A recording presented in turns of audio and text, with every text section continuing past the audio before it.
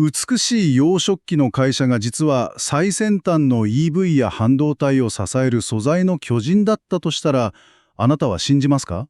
食器と EV ですか？お皿と電気自動車って製造工程から何から全く結びつかない組み合わせですよね。そうですよね。普通は結びつきません。ただ、今回の深掘りの目的はまさにそこにあるんです。なるほど。伝統企業に隠された驚異的な稼ぐ力と、株価を動かす資本効率改革の真実を、リスナーのあなたと一緒に解き明かしていく。これが今回のミッションです。非常に興味深いですね。つまり、長年私たちの食卓を飾ってきたお皿の会社が、今や目に見えないハイテク技術の会社へ完全に姿を変えたということですか？ええ、その通りです。その劇的な戦略の変化の理由は大きく分けて3つあります。3つ。はい。順番に紐解いていきましょう。まず1つ目は、マテリアルとプロセスの掛け算です。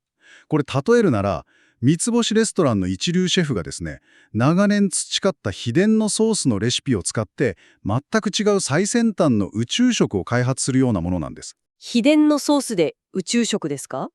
あ、もちろん、セラミックコンデンサーを食べようという話ではないですよね。ええ、食べたら大変なことになります。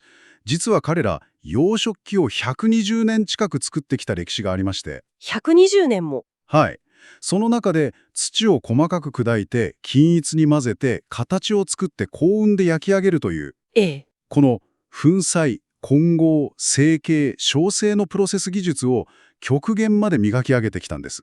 この一連のプロセス技術をそっくりそのまま別の分野に転用しているんですよ。なるほど。お皿を焼く窯の温度管理とか、ミリ単位で素材を配合するノウハウがハイテク素材にも生きていると？まさにそれです。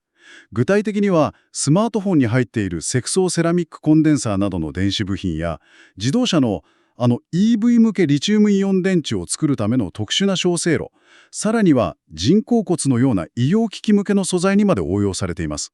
美しい食器を均一に焼き上げる繊細な技術が、実は最先端のバッテリー素材を焼き上げる技術に直結していたわけですね。本質的な強みであるプロセスだけをきれいに抽出して、全く新しい成長市場のマテリアルに掛け合わせた。これは見事な水平展開です。ええ。そして2つ目の理由が、事業構造の大転換です。過去には大きな赤字体質に苦しんだ時期もあったんですが、そこから抜け出すために、素業である食器事業の合理化を徹底的に進めました。120年続く伝統事業にメスを入れるというのは、社内でも相当な痛みを伴う決断だったんじゃないですか？おっしゃる通りです。しかし彼らは不採算商品から勇気を持って撤退して、ホテルやレストランなどの業務業市場へ組織を統合してマーケティングを強化しました。はい。そうやって出血を止める一方で、特定の成長分野に経営資源を一気に集中させるという非常にシビアな選択をしたんです。伝統を守るというプライドだけじゃなくて、過去のしがらみを断ち切って資本を再配分したのですね。そういうことです。そして3つ目の理由が材料テック化への挑戦です。材料テックか。はい。これまで素材開発というのは職人の長年の勘や経験に頼る部分が多かったんです。窯の温度を長年の感覚で見極めるような世界ですね。しかし今彼らはマテリアルズ・インフォマティクス、いわゆる MI という AI を活用した高速開発へシフトしようとしています。人間の経験則ではなくて AI に膨大な素材の組み合わせをシミュレーションさせるわけですね。それは素材メーカーにとって根本的なカルチャーの変化を意味しますね。さらに全てを自社で開発する自前主義からも脱却して、外部の知見を取り入れるオープンイノベーションで新事業を創出しようと動いています。職人の勘からデータ駆動型へのシフト、そして外部との連携、事業の劇的な転換が見えてきました。つまり、これだけ大規模な転換を行ったこの企業は、投資の観点から見て現在どのような立ち位置にいるのでしょうか？はい。ここからが今日一番大切な話です。実際の一時データをベースに数字の検証に入っていきましょう。お願いします。リスナーの皆さんにまずお伝えしたいのは、この企業が投資の観点で言えば、典型的な黒字成熟株のステージにいるということです。黒字成熟株ですか？はい。まだ赤字を掘りながらユーザー数や売上高の急成長を目指す、いわゆる赤字成長株とは違います。黒字成熟株は、利益の質、PER や EPS といった一株当たりの稼ぐ力、ええ。そして何より、手元のキャッシュをどう株主に還元するかという資本効率が市場から厳しく問われるステージにいます。今日は重要度の高い順に3つの指標をピックアップして、なぜ彼らの数字が優れているのかを解説しますね。黒字成熟株としての実力、とても気になります。まずはどの指標からいきましょうか。まず指標の1つ目、PBR と株主還元についてです。はい。他の他社や個々の姿勢と比較して、彼らの今の姿に私なりのキャッチコピーをつけるなら、守りの安定配当銘柄から、攻めの資本効率改革銘柄への劇的な変貌と言えます。攻めの改革。ええ。その結果、過去の消極的だった還元姿勢からは考えられないことですが、現在ついに PBR1 倍超えを達成しました。ちょっと待ってください。日本の伝統的な製造業で PBR1 倍の壁を超えるというのはかなりハードルが高いですよね。高いですね。つまり会社が解散した時の価値よりも現在の事業価値の方が市場から高く評価されているということですが、その原動力は何だったんでしょうか。理由は明確で、株主への強烈なコミットメントを示したからです。具体的には、配当を減らさず維持か増配を約束する累進配当を導入して、さらに機動的な自社化買いに踏み切りました。自社株買いですか。伝統企業としては思い切りましたね。実際に25億円規模、株数にして約65万株の自社化買いを実施して、すでに償却まで完了しています。なるほど。この資金をどこから捻出したかというと、政策保有株式、いわゆる昔からの付き合いで持っていた持ち合い株を売却してキャッシュを創出して、それを株主還元に回しているんです。使われていない眠っていた資産を現金化して、自社株買いで1株あたりの価値を高める。まさに資本効率を高める王道のステップですね。その通りです。まとめると、総還元成功を 50% に近い、あるいはそれ以上の水準に引き上げるという数字を出しています。50%。はい。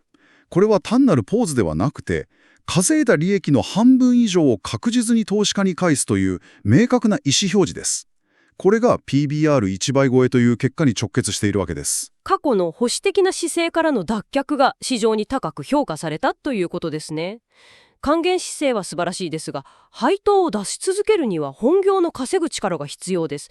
そこはどうなっているのでしょうか。それが2つ目の指標、セグメント別営業利益率に現れています。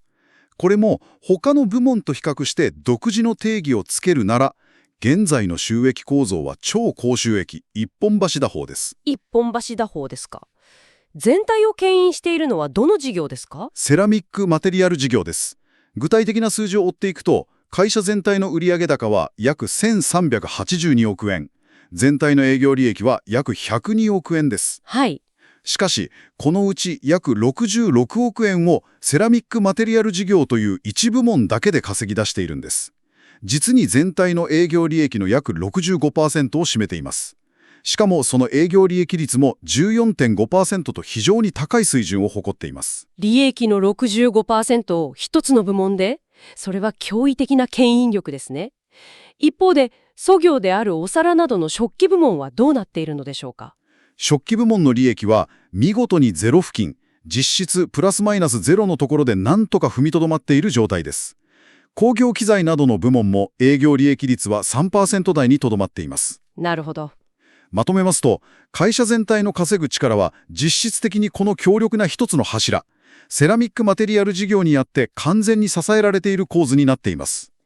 120年の歴史を持つ粗業が利益に貢献していないのは少し寂しい気もしますが、逆に言えばその新しいセラミックマテリアル事業が強力な金の牙城として機能しているわけですね。まさにその通りです。そして最後3つ目の指標が為替感濃度とガイダンスです。為替ですね。これも一般的な日本の輸出企業と比較して私なりに定義すると、この企業は見せかけの円安恩恵企業なんです。見せかけですか。はい。円安による営業利益へのプラス効果は実はかなり限定的です。それは意外ですね。ハイテク素材を海外展開している製造業なら、昨今の円安は莫大な利益の追い風になるのが一般的ですが、なぜ恩恵が限定的なのでしょうか。理由は、海外に現地の生産拠点を持ち、現地調達や現地販売の割合が非常に高いからです。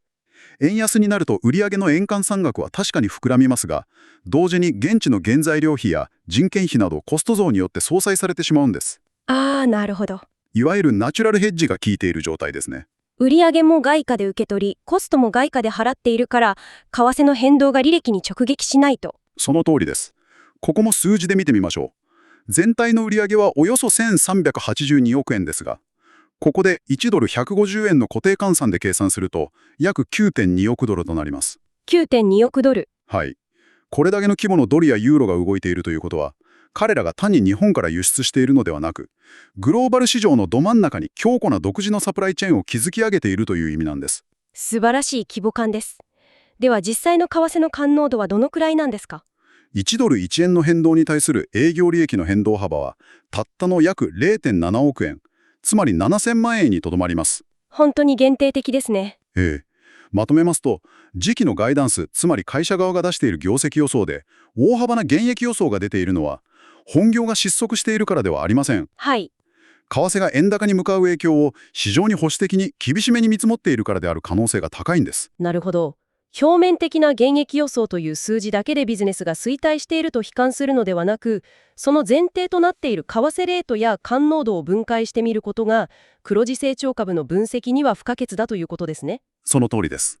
さて、ここまで数字の強さを見てきましたが、光と影、両方見ておきましょう。そうですね。物事には必ず両面があります。つまり、リスナーが投資家として意識すべき今後の具体的なリスクとポテンシャルはどこにあるのでしょうか。まず、光、ポテンシャルの方からお話しします。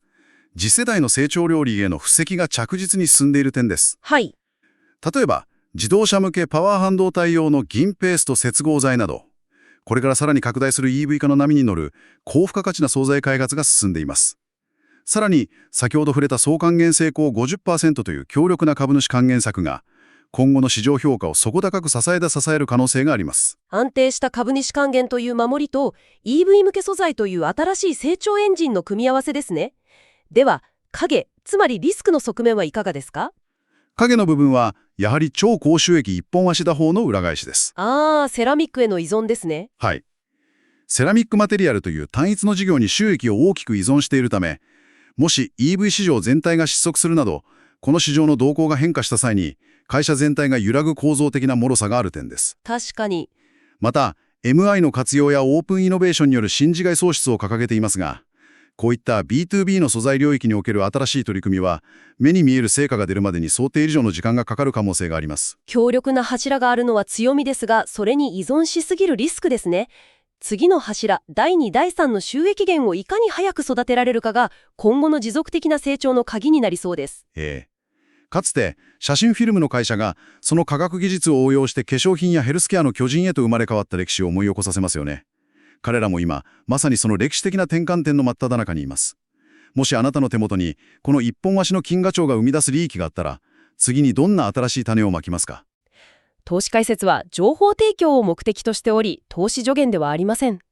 投資の最終判断は必ずご自身の責任で行ってください。もしこの動画が面白かった、ためになったと思ったらぜひチャンネル登録、高評価もお願いします。今日もありがとうございました。気になる銘柄があればぜひコメントで教えてください。